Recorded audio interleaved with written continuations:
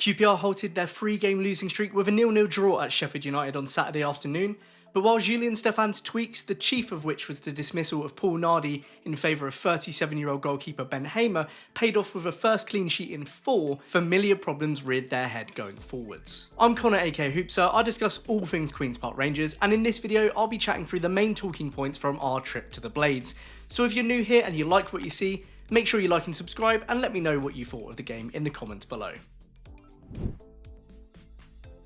Stefan's amends for his side's third game in a week went beyond team selection this time round, because while there were 4 changes in personnel, we also saw multiple players lining up in different positions to their usual. The biggest change of all, of course, was the dropping of Paul Nardi for Ben Hamer, a brave decision to bring in a keeper of that age who hasn't played in 18 months, and an interesting choice of timing, given you couldn't have exactly blamed Nardi for either of Southampton's goals.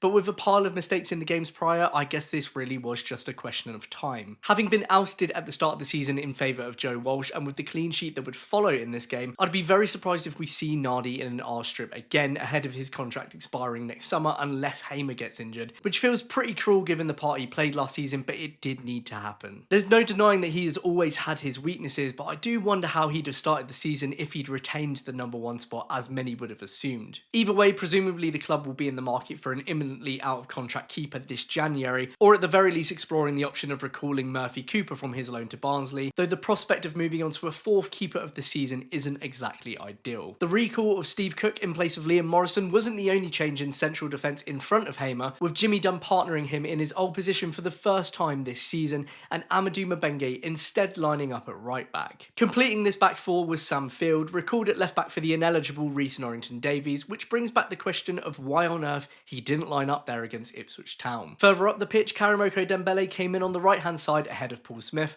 while Richard Kone's return to the side over Koki Saito saw Elias Chair shift back out to the left. Now, with so many changes at the back, it was inevitable that the game's key moments would centre around Rangers' reshaped defence, for better and for worse, and inevitably there were some teething problems. Dunham Field going for the same header gifted the home side the first chance of the game on 6 minutes, but the ball thankfully dropped to a centre-back nearly as old as Hamer in Ben Mee, who shot well wide to the right. Hamer himself came under the spotlight for the first time soon enough when the referee awarded the Blades a corner for the keeper holding onto the ball for longer than 8 seconds, a new rule introduced at the start of the season he admitted in his post-match interview that he wasn't aware of. Rangers' new goalkeeper did show instantly from the resulting corner, however, that unlike his predecessor, he is refreshingly very prepared to come out and punch balls in the box, even if that did mean taking out Dunn with both fists in the process. There were some other early positives to this new makeshift backline too. Sam Field looked calm and assured, as he so often has whenever deputising in a defensive position. Equally, Mabenge's physicality and pace made him a much better fit at right back than Dunn has been so far this season,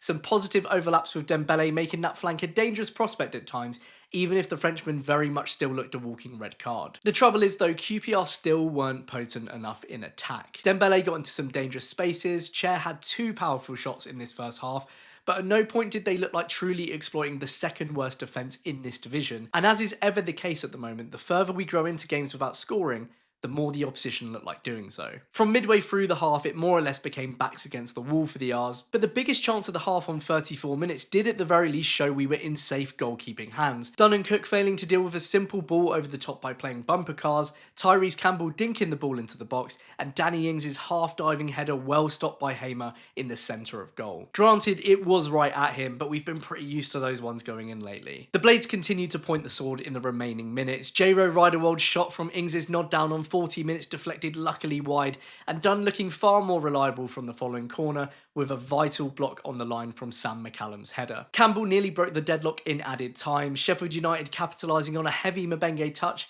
before the forward dragged just wide of the right post. Very much in keeping with the theme of this week, Rangers headed into the break just about holding on against statistically the worst attack in the Championship. Unusually, we did improve after half-time, and for all of the criticism that Chair's return has coincided with our nosedive in form, He was the nucleus in doing so, triggering a quick counter on 47 minutes from which Dembele cut into the box and put a great shot just wide of the left post. One of those is going to go in soon, I'm sure of it. Chair was at it again on 60 minutes, playing a delicious through ball to Romain Barrel with the outside of his boot, but the only angle the striker could work was one from which Michael Cooper was able to parry. Unfortunately, Rangers just couldn't find that next gear though, and while Sheffield United's attacks had waned, Hamer was once again called into action 10 minutes later with a fantastic diving save to once again deny a Sam McCallum header. It's a damning indictment of both this current QPR team and Nardi that Hamer was ultimately our man of the match here in his first appearance.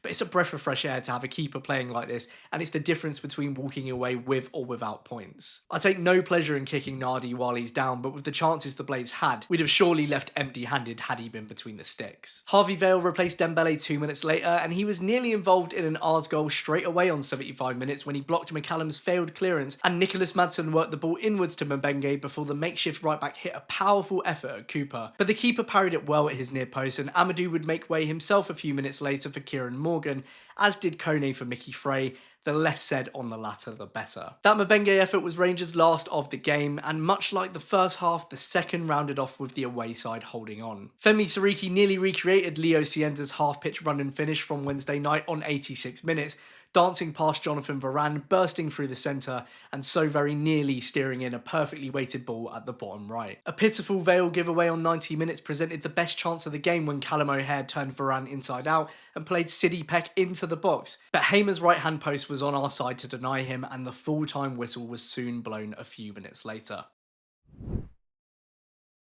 So, a 0-0 between two sides that can't stop losing. We should have seen that one coming really, shouldn't we? Really not much to love about that one outside of Hamer, to be honest, though I suppose the first thing we needed to do was stop conceding silly goals, and we just about managed that. The bigger issue now is with the supposed wealth of attacking options at our disposal, we just aren't scoring, and I want to know why that is. This result has at least hopefully stopped the rot and gives us a nice neutral reset before the break, but we're going to need to see some really improved performances in a fortnight if Stefan wants to keep some credit in the bank. Anyway, that's all from me. What did you make of this game? I'd love to hear from you in the comments down below. If you're new to the channel and you've enjoyed this video, you want to see more content from me, make sure you hit like and subscribe, and I'll see you again after the international break. Cheers!